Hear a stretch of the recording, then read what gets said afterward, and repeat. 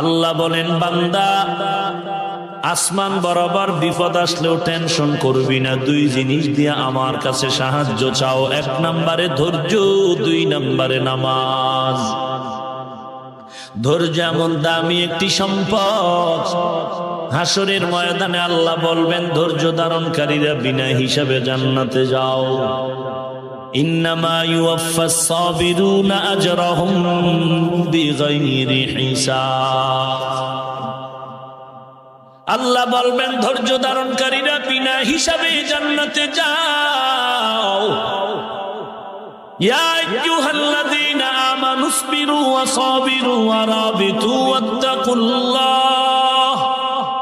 ওয়াত্তাকুল্লাহা লাআল্লাকুম তুফলিহুন।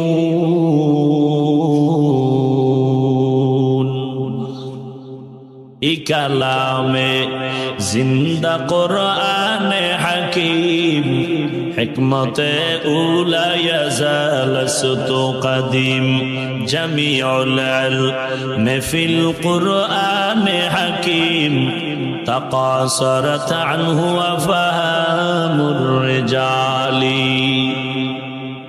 আল্লাহর এক বান্দা